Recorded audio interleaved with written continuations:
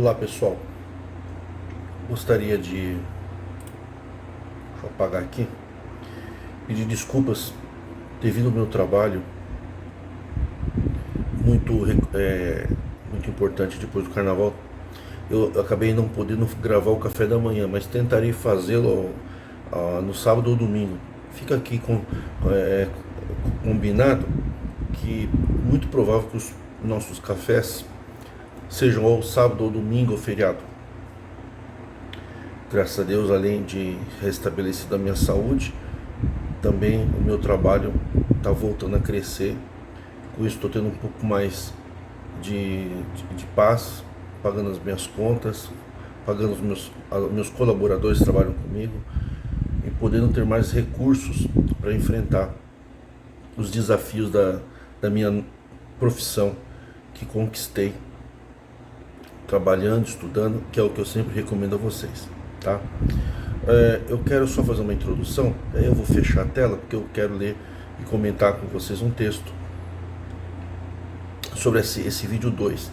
Eu quero que vocês entendam como funciona a mente do líder religioso que transmite a palavra de Deus para os seguidores. Parece algo simples, mas existe um mecanismo que funciona na mente do líder. O discurso sempre é falar de Jesus, o amai-vos uns aos outros, a salvação, humildade. O discurso do líder religioso sempre é de humildade. O discurso do marido, da esposa, dos filhos e dos pais sempre é de respeito e igualdade. Entendam que discurso é uma coisa, atitude é outra. Na realidade, eu quero que você entenda, e isso nós vamos estudar juntos, como funciona a mente de um narcisista. O problema de você seguir uma fé espiritual dentro de um sistema religioso, de um Deus ensinado e pregado por pessoas narcisistas, é que você aprende a cultuar um Deus narcisista, que é o que? Um Deus falso.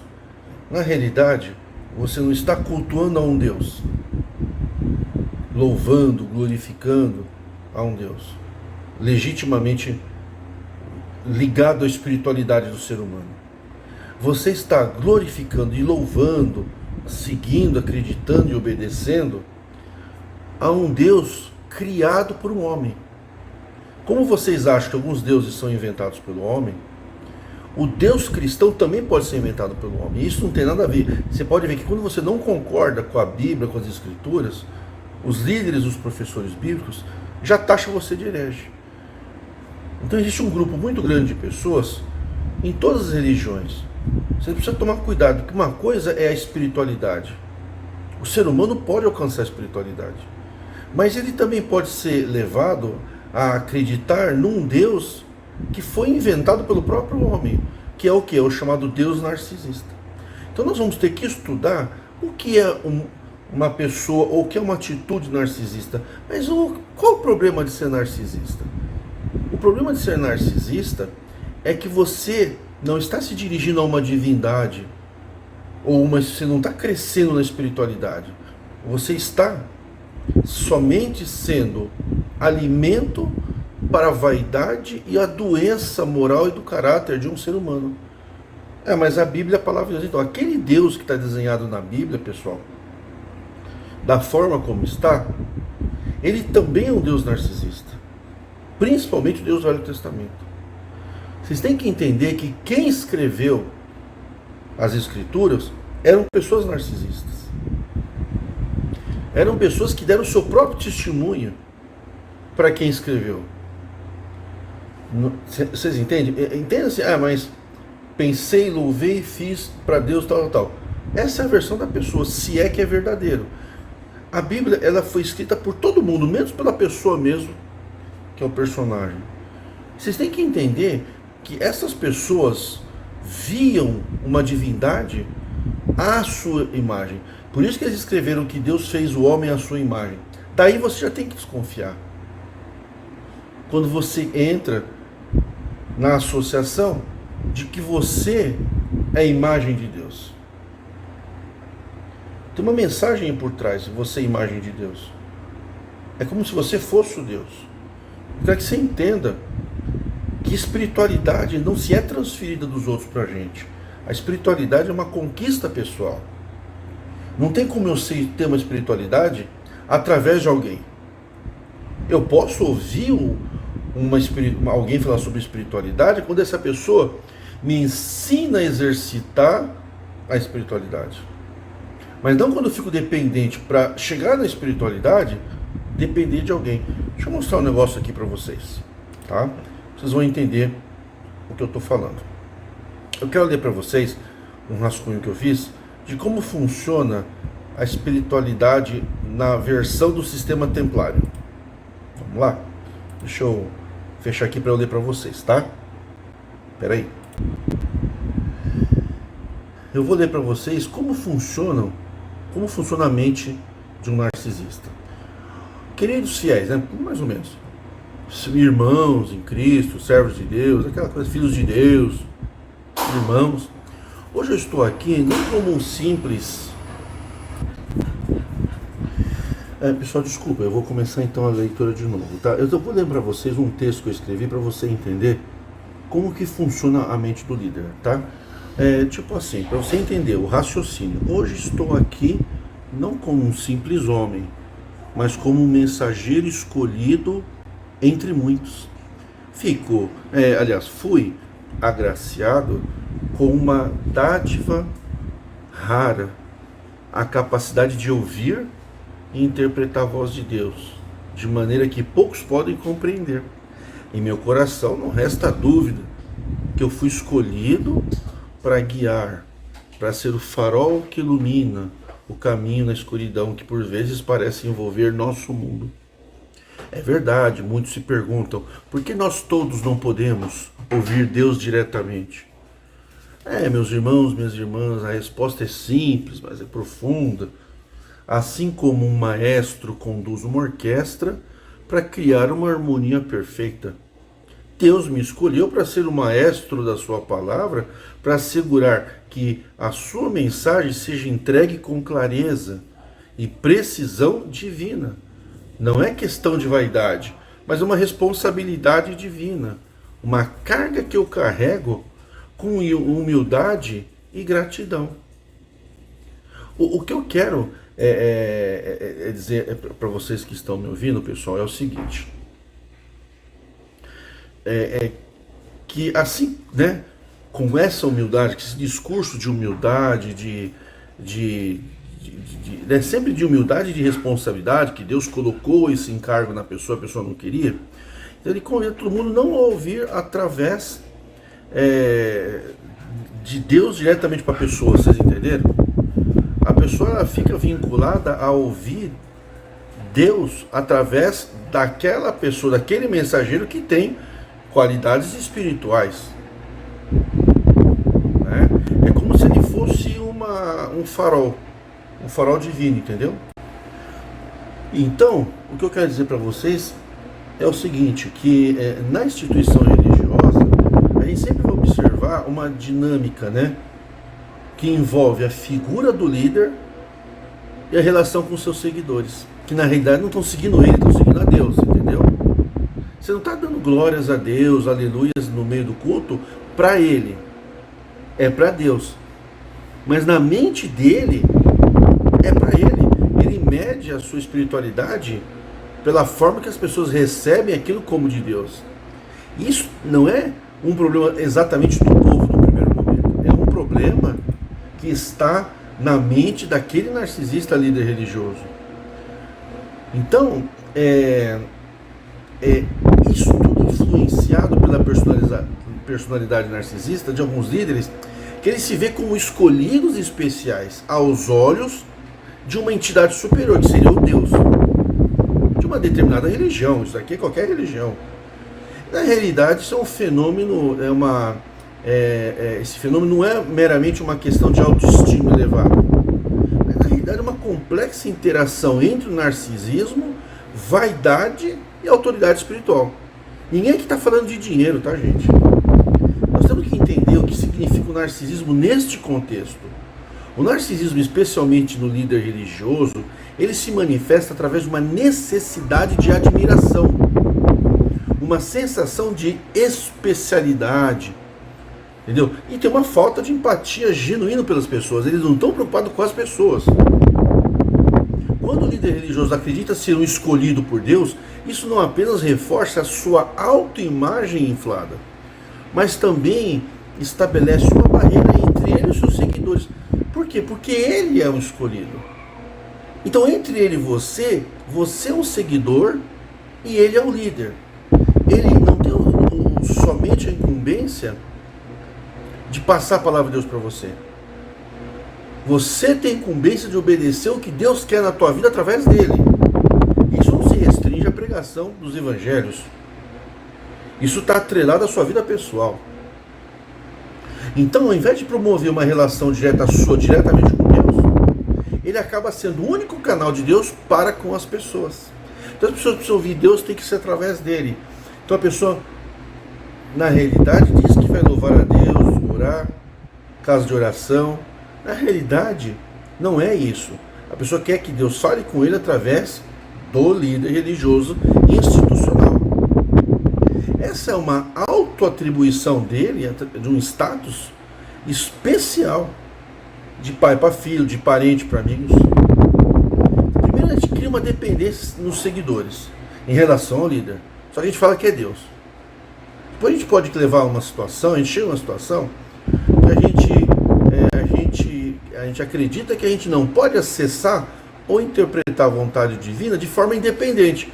Tanto é verdade, se você acredita em Deus de uma forma diferente do líder, ele já começa a atribuir, e não é só líder religioso de templo, é professores bíblicos também, e professoras bíblicas também. Você já passa a ser uma pessoa vista como um trapo da sociedade, uma pessoa que não merece respeito, não merece consideração. É um simples, mero herege que não entendeu a Bíblia. Quer dizer, você não significa mais nada naquele mundo. No mundo da adoração do Deus, onde o Deus é o próprio narcisista. Então, se você não pensar como líder, você é o quê? Você é um herege, você não entendeu a Bíblia. Vocês entenderam? Isso está muito claro, né? Eu estou repetindo para a gente, quando avançar no pensamento, você já está com isso bem fixado. Essa dependência eleva o líder a um pedestal e diminui a autonomia e o discernimento dos seus seguidores. E além disso, a vaidade e o narcisismo do líder pode levar a comportamento e decisão que prioriza a manutenção da sua imagem e o poder em detrimento das necessidades das pessoas. Uma pessoa precisa ser feliz, precisa se divorciar, mas ele, para valorizar o ministério dele, ele fala, não, você vai ficar mal casado num casamento falso. Ele não está preocupado com a tua felicidade, ele está preocupado em que aquilo que ele falou como mandamento de Deus seja obedecido. Ele não está preocupado com a tua felicidade, ele está preocupado com a autoridade do ministério dele. E aí começa a incluir o quê? A manipulação de doutrina, a justificativa de atitudes, exigência de lealdade inquestionável dos membros, dos seguidores para a instituição, que a gente não fala, a gente não segue a igreja, a gente fala que segue a Deus, mas é através daquela instituição e daquele líder. Por isso que é importante reconhecer essa sutileza que se desenvolve no sistema religioso, né? Muitos líderes, em relação aos seus seguidores, eles passam uma imagem de confiança e carisma, né? Como se fosse um sinal de uma conexão especial com Deus, sem perceber que está estabelecida uma desigualdade entre eles. É isso que você não percebe quando você fala que o seu líder é bonzinho. Entre você e o teu líder, que você acredita que foi colocado por Deus, nasceu uma desigualdade cristã que você não quer trazer à luz. Por exemplo, aquele irmão que é igual a você, só que ele é um líder, ele pode tirar a tua liberdade a qualquer momento se ele achar que você está no caminho errado. Não é um ensinamento que vai te passar, o ensinamento é esse, e você vai falar com Deus assim, você tem que aprender a falar com Deus. Não, você tem que vir ouvir Deus através de mim, e se em algum momento eu achar que você está no caminho errado, eu vou lá e puno você. E as decisões da tua vida são feitas por Deus através de mim. É isso que as pessoas não percebem, que não existe igualdade nenhuma. Onde não há igualdade, há submissão. Aonde não há submissão, aonde há submissão, há doutrina, há medo, há controle, há manipulação. Tudo em nome de Deus. Resumindo, o que vocês precisam entender, pessoal, que é crucial, tanto para quem segue a igreja, né? Aqueles que estão realmente querendo buscar Deus, que não tem nada a ver com espiritualidade, isso tudo. Isso tudo é uma armadilha do narcisismo, da vaidade. Não há equilíbrio entre a humildade dos seguidores e a autoridade do líder. Entendeu? E é por isso, pessoal, voltando agora, eu quero me despedir de vocês aqui. É por isso que eu quero que você entenda que espiritualidade não tem nada a ver com religião. Que espiritualidade não tem nada a ver com comunidade. Mas na Bíblia está. Então, mas quem escreveu a Bíblia já escreveu. Pode perceber, tudo que você pensa, que você fala, que você duvida, já tem alguma resposta pronta na Bíblia. Então, quem construiu todo aquele cenário bíblico, a versão dos fatos, estão toda manipulada para você crer num Deus narcisista. E se você falar, eu não sigo o líder, mas eu sigo a Bíblia, você está seguindo um líder. Porque aquele líder apenas é um líder morto. Porque a Bíblia não foi escrita pelo povo. Não é o testemunho da espiritualidade de pessoas. É o ensinamento de líderes. Então você vai ter que escolher ou seguir o líder vivo ou seguir o líder morto. Mas nenhum deles vai ensinar você a seguir você, a tua fé, a tua espiritualidade, a não ser o Mestre Jesus. E ainda assim, com passagens que nunca houveram na Bíblia, nas primeiras versões, nas primeiras cópias, não existiam, passaram a existir depois. Isso não tem nada a ver com espiritualidade. Para encerrar, qual o primeiro caminho da espiritualidade? Para a conexão com o mundo espiritual, com o divino, se é que nós desejamos isso. É o crescimento intelectual. Ninguém pode ser espiritual, evoluir no mundo espiritual, se não trouxer consigo uma evolução intelectual e humana, que é o que é mais descartado nas religiões. Deus escolheu as coisas loucas, né? Os seus tesouros, que é uma loucura para o mundo. De fato é uma loucura você seguir um narcisista ou seguir alguém morto que contou um testemunho que você não sabe, contou um sonho. Salomão sonhou, sabe? Isso é uma verdadeira loucura, insanidade. Você acreditar numa conversa de um Deus com alguém que sonhou, e que ter toda uma conversa baseada que Deus disse que ele ficaria rico, mas ele foi para o trono matando os próprios irmãos.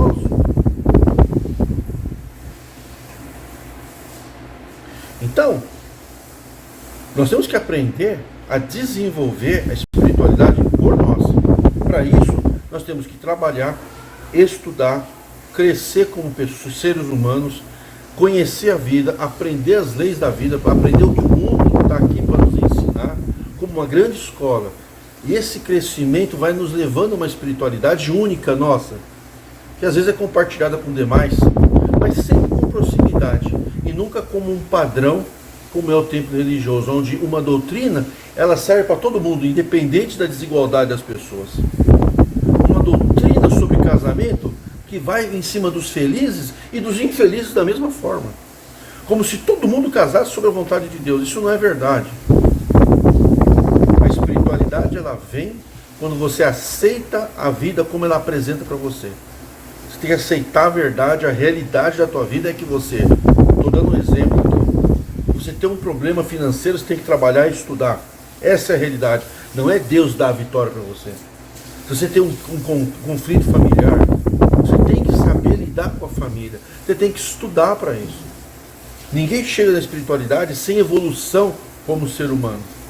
E aí a religião vem e quer tirar a gente do humano, do lado humano, e colocar o lado espiritual. Mas o que adianta você falar de espiritualidade para pessoas toscas, para narcisistas, para pessoas brutas, para pessoas intolerantes, para pessoas preconceituosas? Aliás, a espiritualidade nos liberta do preconceito. E a igreja ensina justamente a ter preconceito. Como atingir a espiritualidade? Vivendo a vida no essencial, respeitar as leis, trabalhar e estudar. Esses são os caminhos da evolução do ser humano. Porque nesse caminho você vai conhecer pessoas, você vai conhecer novas pessoas, você vai ter conflitos, pensamentos divergentes. O estudo leva ao pensamento crítico, todas as áreas da ciência do saber levam ao sentimento crítico, ensina a autocrítica.